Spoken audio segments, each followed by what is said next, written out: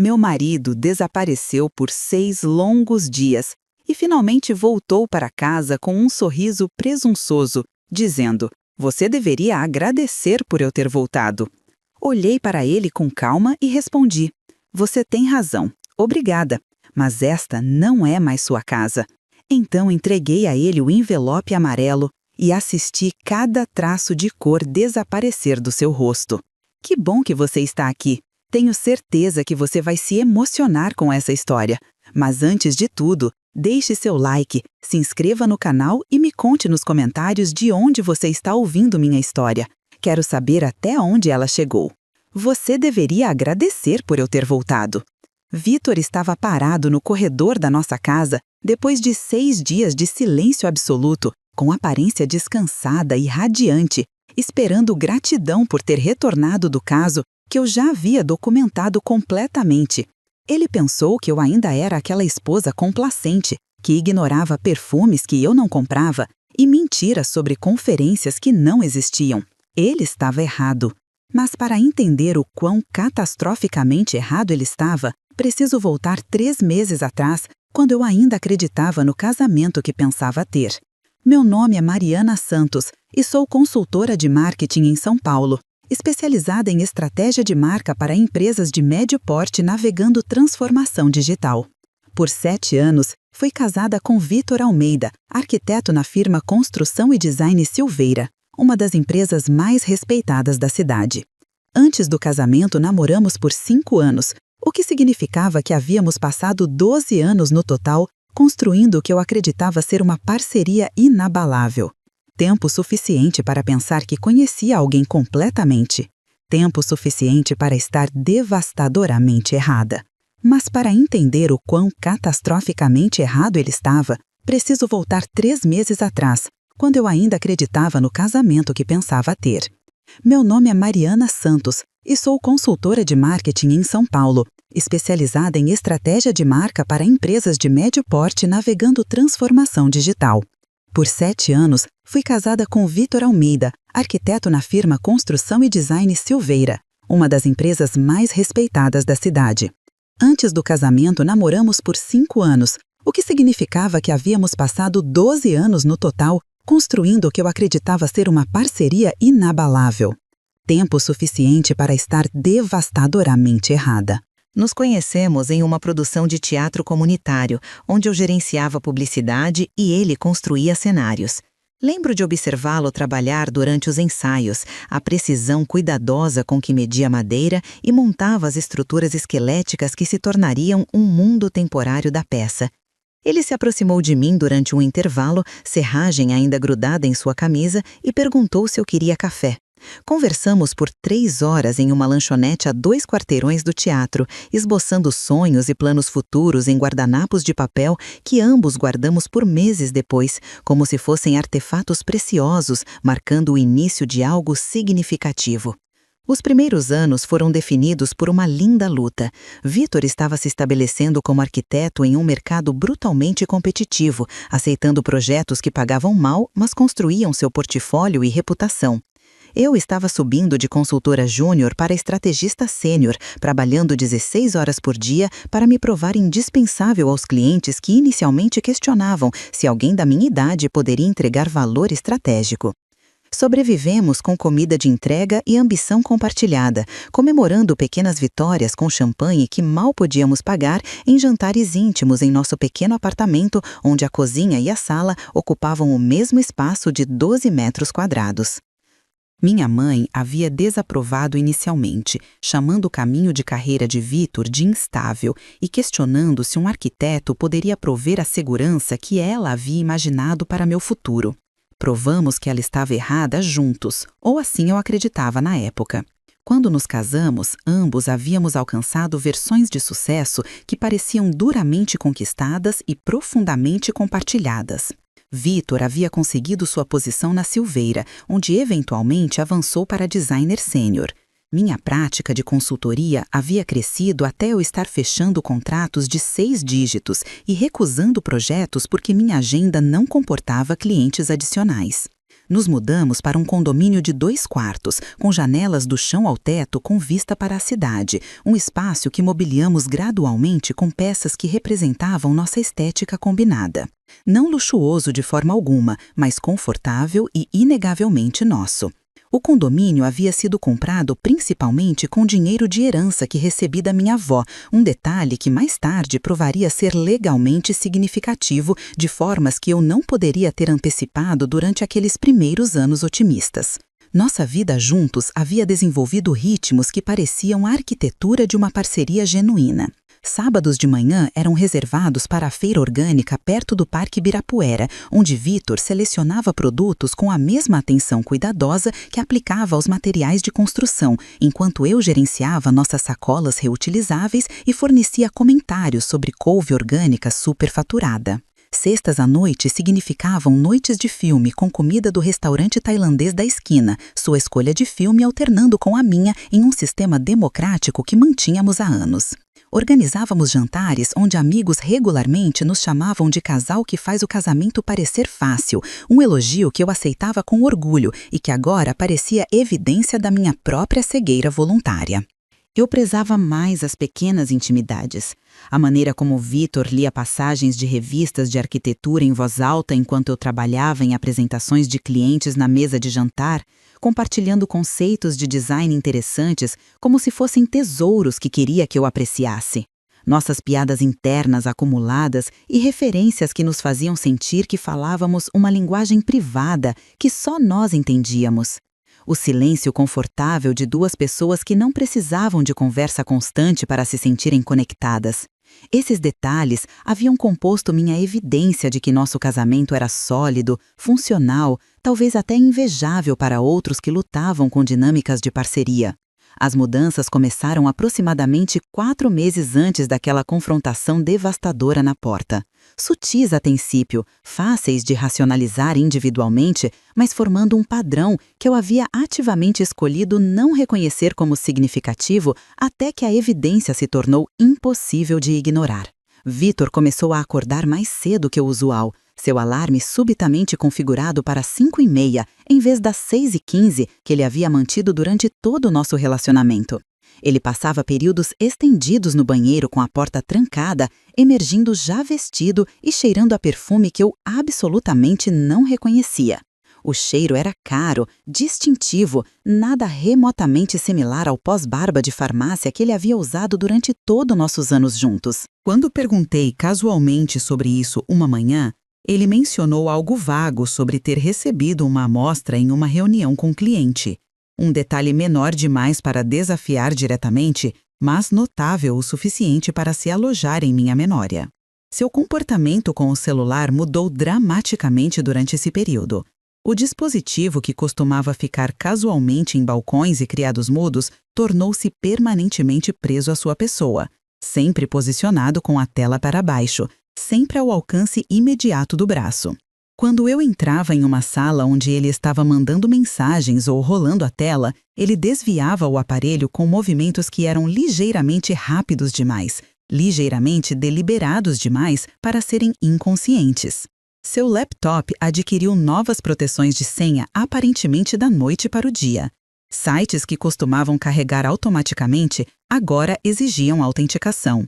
Pequenas fortificações digitais que individualmente não significavam nada, mas coletivamente sugeriam alguém metodicamente construindo muros.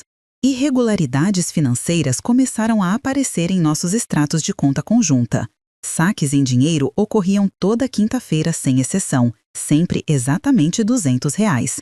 Quantias cuidadosamente calibradas para evitar disparar quaisquer alertas de fraude, mas significativas o suficiente acumuladas ao longo de semanas para representar gastos substanciais sem explicação correspondente. Seu padrão de trabalho mudou-se em contexto profissional aparente justificando as alterações. Reuniões tarde da noite se tornaram rotineiras, sempre com desculpas vagas sobre prazos de projetos ou consultações com clientes que exigiam horários irregulares. Fins de semana ocasionalmente incluíam compromissos de trabalho inesperados que surgiam com pouco aviso e terminavam tarde demais para justificar retornar para casa até a manhã seguinte. Ele começou a mencionar colegas de trabalho que eu nunca havia conhecido, Nomes que apareciam casualmente em histórias sem contexto suficiente para eu entender suas posições ou relevância. Particularmente uma colega chamada Isabela, que ele mencionava com uma frequência que gradualmente registrei como estatisticamente anormal. Durante conversas sobre seu dia de trabalho,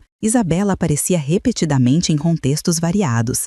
Isabela havia sugerido uma abordagem de design. Isabela tinha gostos similares em café. Isabela havia recomendado um restaurante. Individualmente, essas menções pareciam inocentes o suficiente, mas coletivamente criavam uma presença em nossa vida doméstica que começou a parecer intrusiva de formas que eu não conseguia articular completamente sem parecer paranoica ou controladora. Quando eu sugeria atividades nos fins de semana, planos que costumávamos fazer rotineiramente, Vitor frequentemente declinava com desculpas que pareciam razoáveis na superfície, mas formavam um padrão de evitação. Ele estava cansado do trabalho, ele tinha projetos que precisavam de atenção, ele não estava se sentindo social. Nossos sábados na feira orgânica se tornaram irregulares, depois raros, depois quase inexistentes. As sextas à noite de filme, que havíamos mantido religiosamente por anos, dissolveram-se em encontros de trabalho de última hora e fadiga alegada que o fazia ficar no escritório revisando plantas em vez de voltar para casa em horário razoável. Nossa vida sexual, que nunca havia sido particularmente aventureira, mas havia sido consistente e mutuamente satisfatória, diminuiu significativamente. Semanas passavam sem intimidade física, além de beijos de boa noite mecânicos. Quando eu iniciava contato, Vitor frequentemente redirecionava com desculpas sobre estar cansado ou estressado com prazos de trabalho, padrões de rejeição que gradualmente corroíam minha confiança de formas que eu não articulava completamente, nem mesmo para mim mesma. Percebi que havia parado de me vestir com o mesmo cuidado que costumava aplicar à minha aparência. Parei de experimentar novas receitas para nossos jantares, voltando a opções simples e repetitivas que exigiam um esforço mínimo. Parei de mencionar meu próprio dia de trabalho em detalhes, reconhecendo que Vitor raramente fazia perguntas de acompanhamento que sugerissem genuíno interesse em minhas experiências profissionais. Nosso apartamento, uma vez meticulosamente mantido como reflexo de nosso gosto compartilhado, começou a acumular a desordem descuidada de pessoas que haviam parado de investir energia em seu ambiente doméstico. Começou com pequenas coisas. Uma pilha de correspondência não triada na mesa da entrada, pratos deixados na pia durante a noite, em vez de imediatamente lavados, roupas dobradas deixadas em cestas de lavanderia, em vez de colocadas corretamente em armários.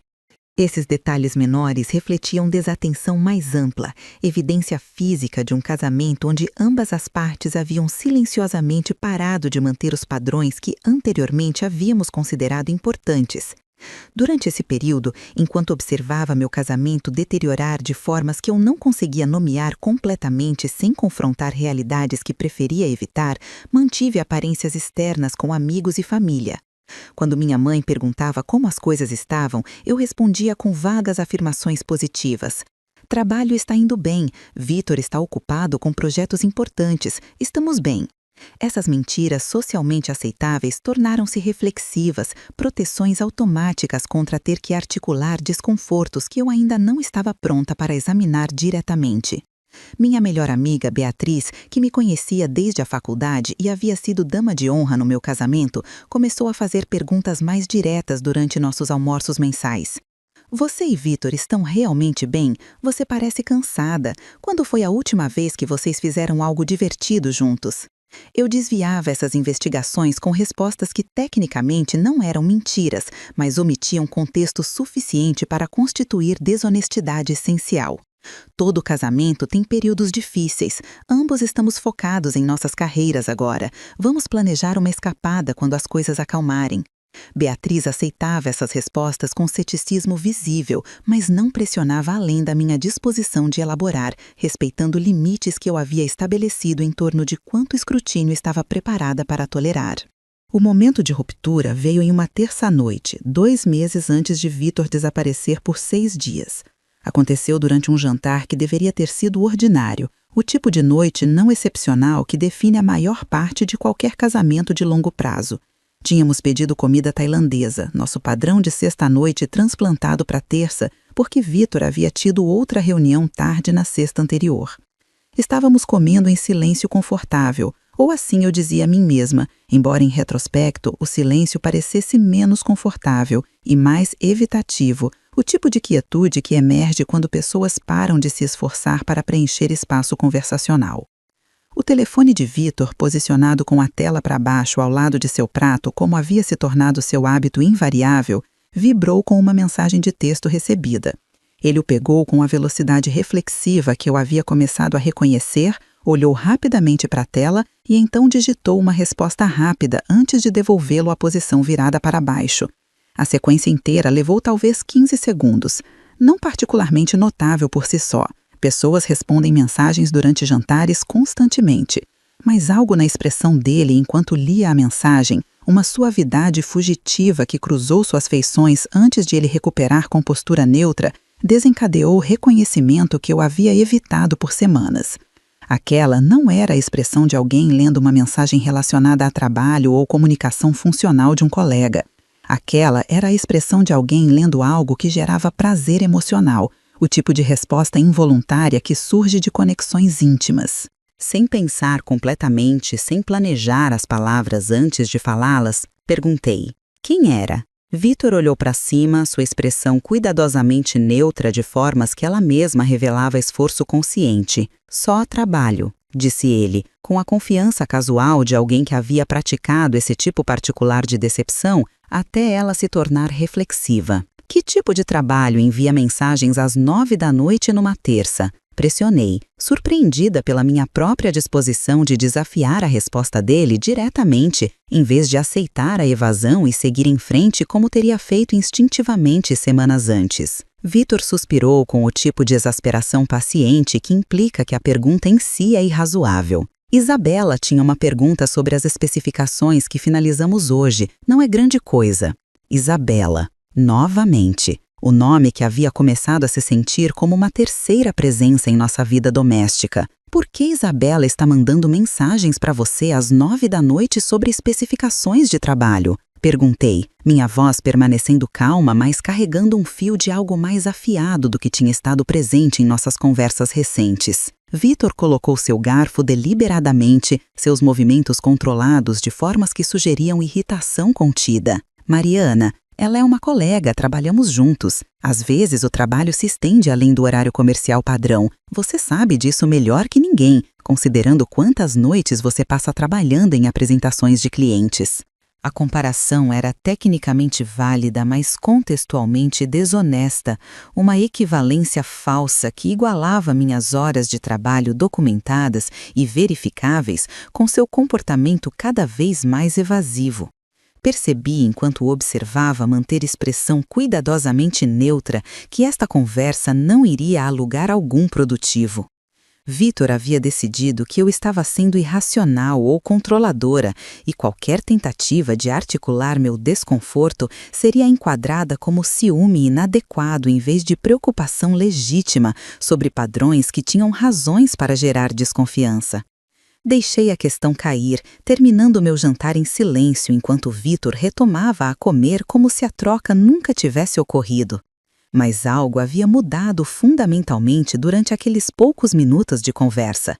Eu havia verbalizado suspeita que estava carregando implicitamente por semanas e a resposta de Vitor havia confirmado ao invés de aliviar essas preocupações. Sua evasão havia sido muito praticada, muito suave, muito confiante para ser honesta. Naquela noite, depois que Vitor adormeceu, fiquei acordada no escuro do nosso quarto, olhando para o teto e tomando uma decisão que alteraria fundamentalmente o curso de tudo que seguiu. Parei de dizer a mim mesma que estava sendo paranoica, parei de racionalizar comportamentos que demonstravelmente desviam de padrões estabelecidos sem explicação adequada. Parei de aceitar tranquilidade superficial que não abordava preocupações subjacentes. Se Vitor estava tendo um caso, decisão que eu não podia fazer com certeza com base apenas em evidência circunstancial, então eu precisava saber com segurança. E se eu ia descobrir essa verdade, precisava fazê-lo de forma que protegesse meus interesses legais e financeiros, independentemente de como a situação se resolvesse. Na manhã seguinte, liguei para Beatriz e perguntei se ela poderia me encontrar para café antes do trabalho. Nos encontramos em uma cafeteria a meio caminho entre nossos respectivos escritórios, o tipo de lugar anônimo onde éramos improváveis de encontrar conhecidos mútuos. Contei a ela sobre as mudanças que havia observado nos últimos 3 meses, o novo perfume caro, o comportamento modificado com o telefone, os saques regulares em dinheiro toda quinta-feira, as crescentes menções a Isabela, a expressão no rosto de Vitor ao ler aquela mensagem de texto. Beatriz me ouviu sem interromper, sua expressão tornando-se progressivamente mais séria enquanto eu falava. Quando terminei, ela ficou em silêncio por um momento antes de responder.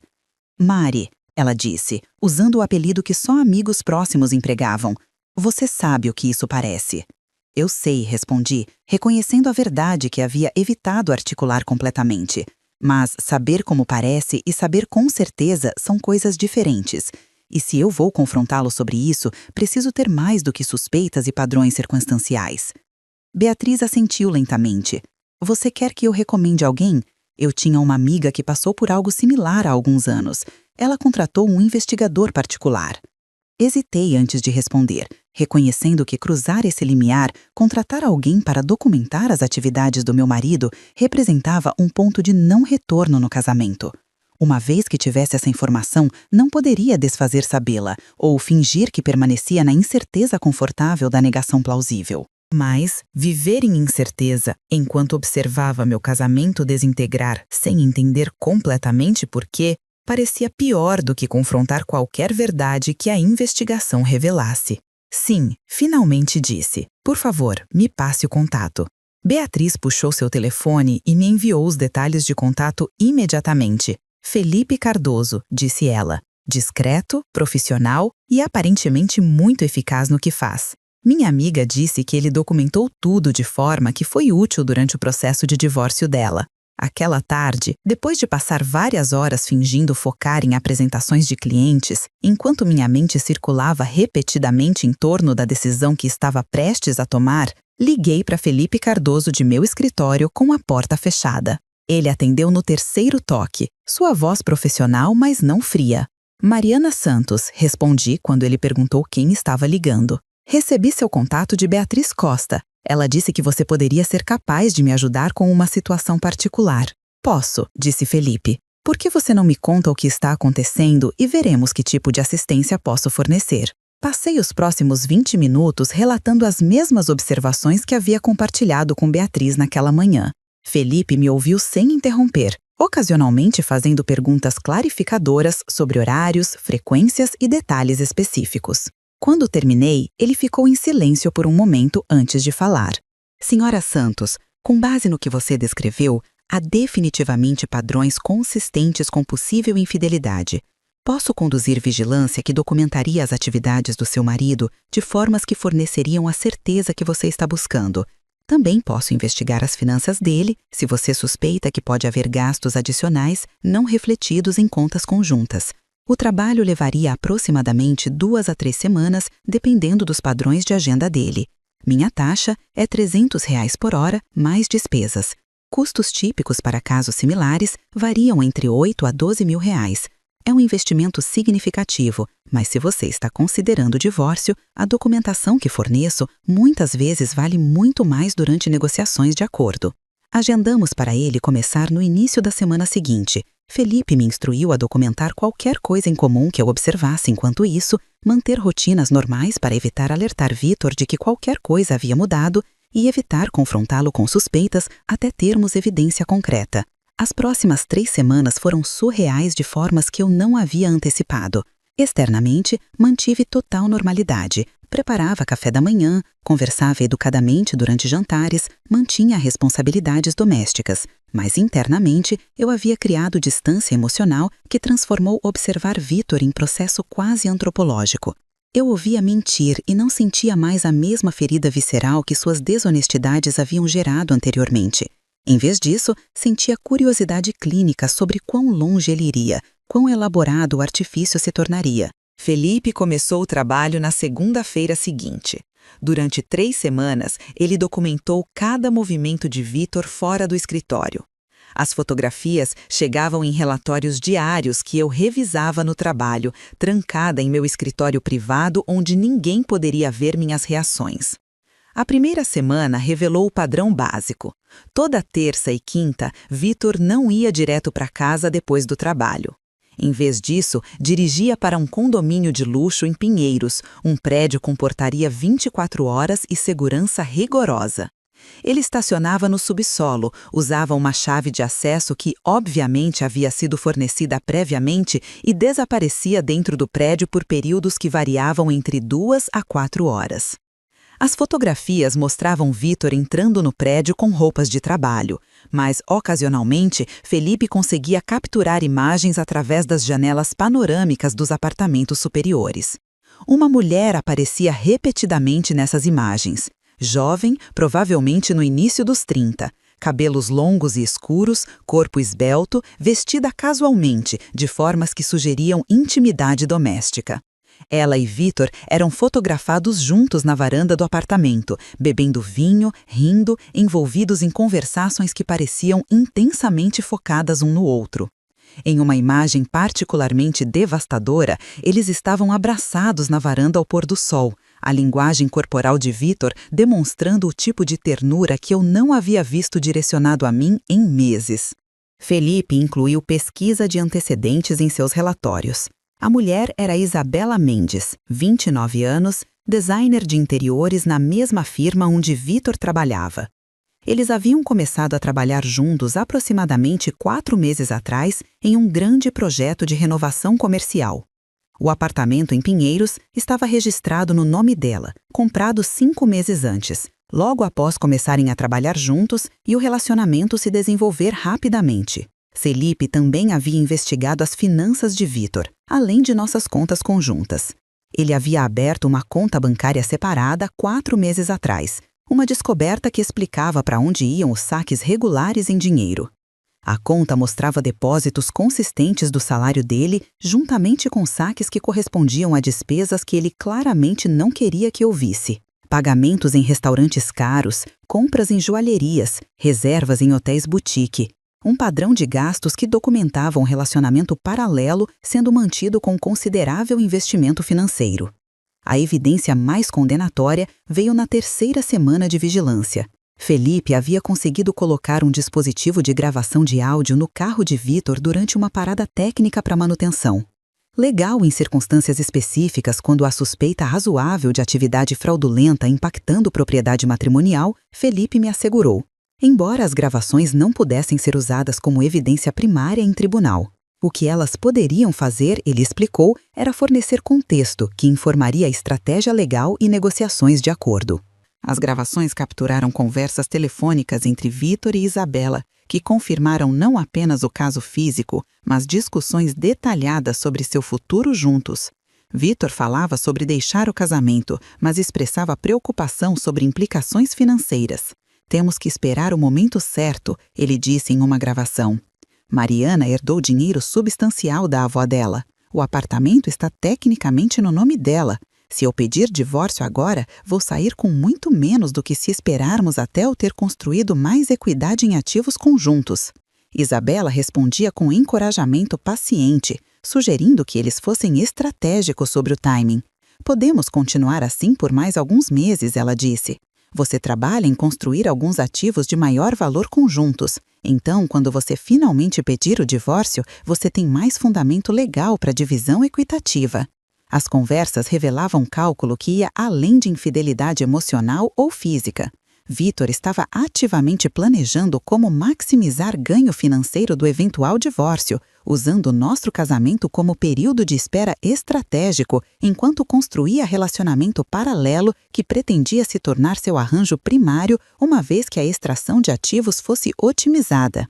A traição era abrangente, não apenas sexual ou emocional, mas fundamentalmente financeira e manipulativa, de formas que transformavam nossa parceria inteira em instrumento de engano calculado. Quando recebi o relatório final de Felipe, 3 semanas e R$10 mil depois de iniciar a investigação, sentei em meu escritório por 1 hora inteira apenas processando o escopo completo da traição. Não chorei. Não senti a devastação emocional visceral que talvez devesse ter sentido ao ver evidência fotográfica e de áudio do meu marido planejando meticulosamente me deixar de formas que maximizariam seu ganho financeiro enquanto minimizavam o meu. Em vez disso, senti clareza fria. Raiva, certamente, mas raiva que se solidificou em determinação em vez de se dissolver em mágoa autopiedosa.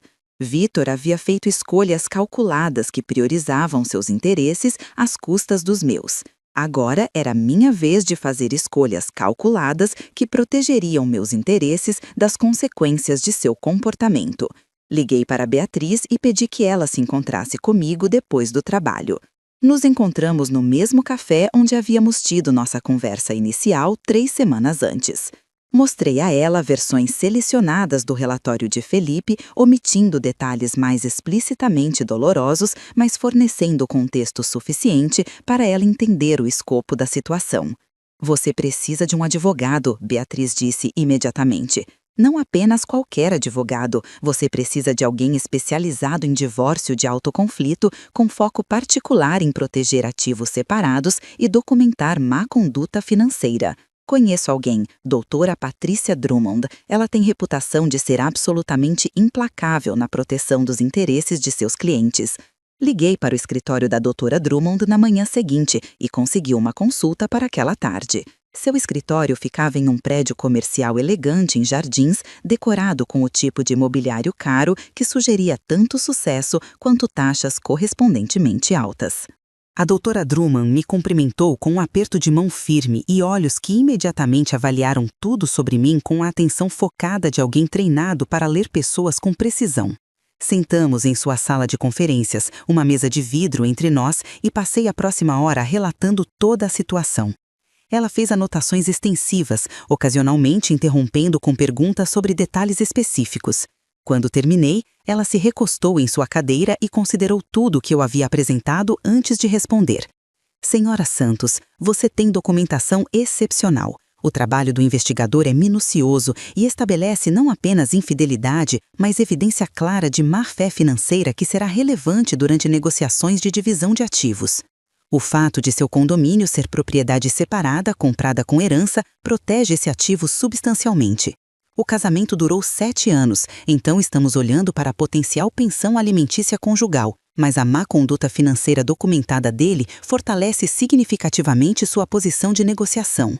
Aqui está o que eu recomendo. Primeiro, não confronte seu marido ainda. Continue mantendo normalidade enquanto preparamos documentação de divórcio abrangente que maximiza a proteção de seus interesses. Segundo, documente todos os ativos conjugais e separados meticulosamente. Terceiro, consulte um contador forense para revisar todas as finanças e identificar quaisquer ativos ocultos adicionais. Quarto, prepare-se emocionalmente, porque quando servirmos os papéis, isso vai ficar muito desagradável muito rapidamente. Passei as próximas 2 semanas em modo de preparação intensiva. Trabalhei com um contador forense recomendado pela doutora Drummond, fornecendo anos de registros financeiros para revisão abrangente. Compilei documentação de todos os ativos que entraram no casamento versus ativos adquiridos durante o casamento.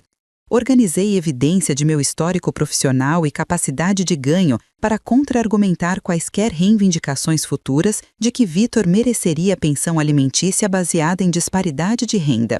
Fotografei cada item de valor no apartamento, criando inventário visual que seria útil se surgirem disputas sobre propriedade pessoal. Copiei digitalmente todos os documentos importantes para armazenamento em nuvem que Vitor não poderia acessar ou deletar. Abri uma conta bancária separada em outro banco e comecei a transferir meus depósitos de salário para lá enquanto mantinha contribuições mínimas para a conta conjunta para evitar alertar Vitor de que algo havia mudado.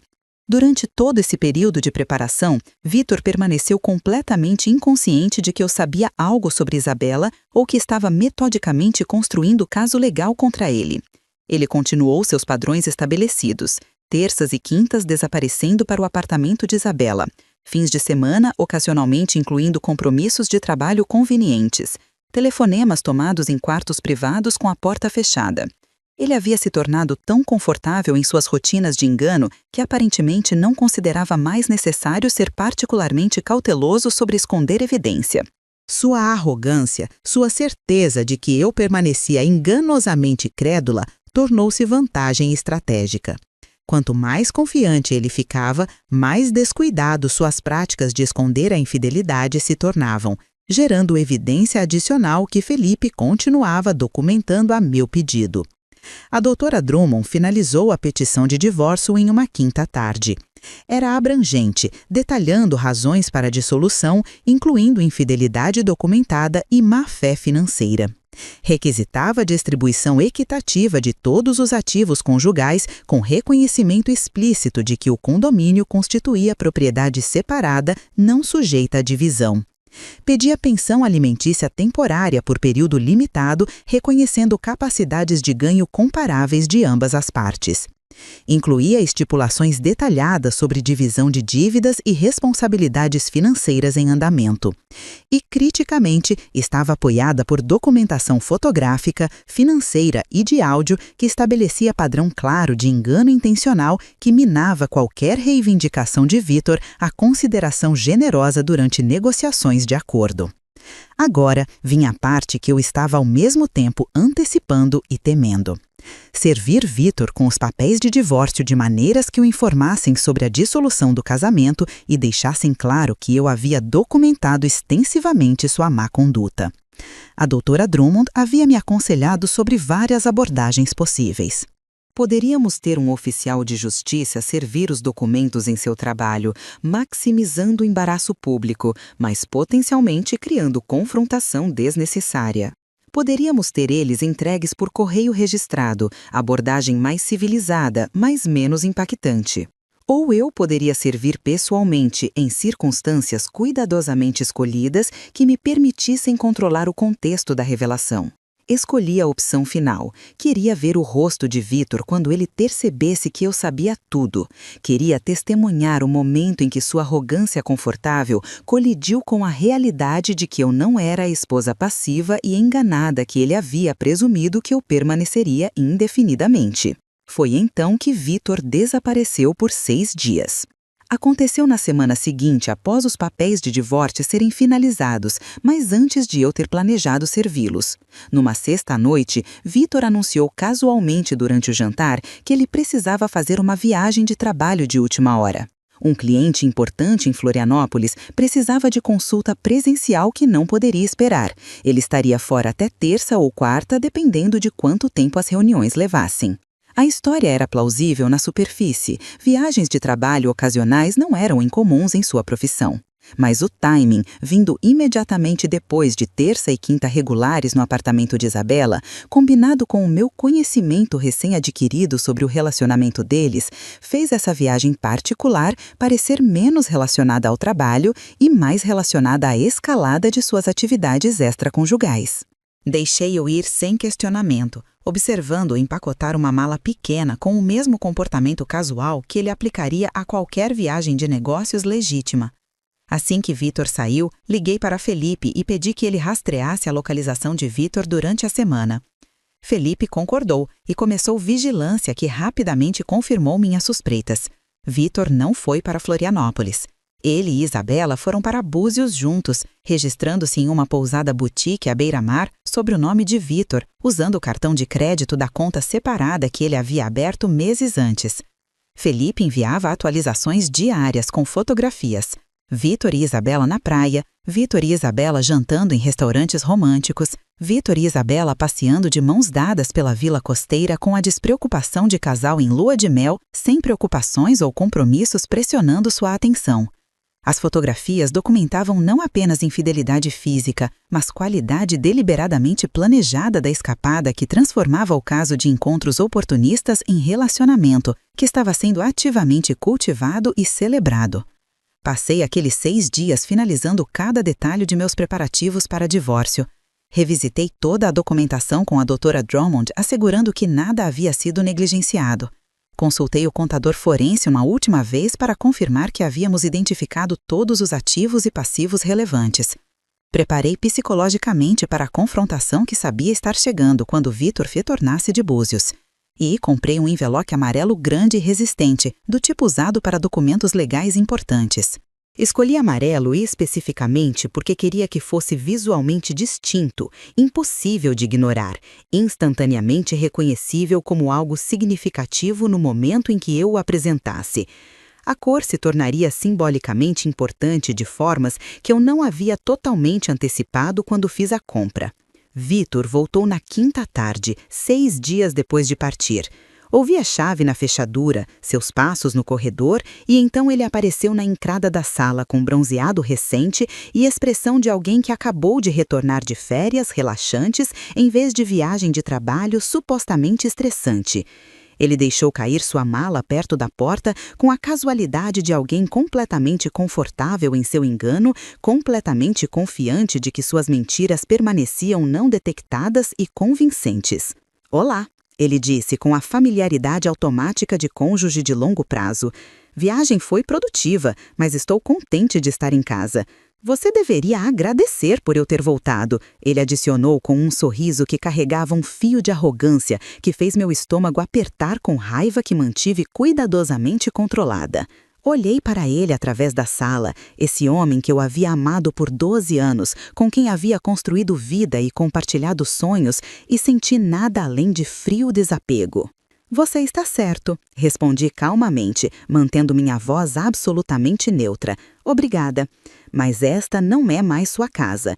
Então eu caminhei até a mesa lateral onde o envelope amarelo havia estado esperando por 6 dias e o peguei com movimentos deliberados. "Você vai querer olhar isso", eu disse, estendendo o envelope para ele. "Agora." Vitor pegou o envelope com expressão de confusão que rapidamente mudou para alarme quando ele abriu e começou a examinar o conteúdo. Observei cada traço de cor drenar de seu rosto enquanto ele folheava fotografias dele e Isabela em Búzios, documentação financeira mostrando sua conta bancária secreta, transcrições de conversas telefônicas discutindo o timing estratégico do divórcio para maximizar ganho financeiro e, finalmente, a petição de divórcio formal que delineava precisamente como nossa dissolução matrimonial procederia sob termos que protegiam meus interesses enquanto responsabilizavam suas ações. "O que é isso?" Vitor finalmente conseguiu dizer, sua voz tão alterada que mal soou como ele mesmo. "Como você conseguiu tudo isso?"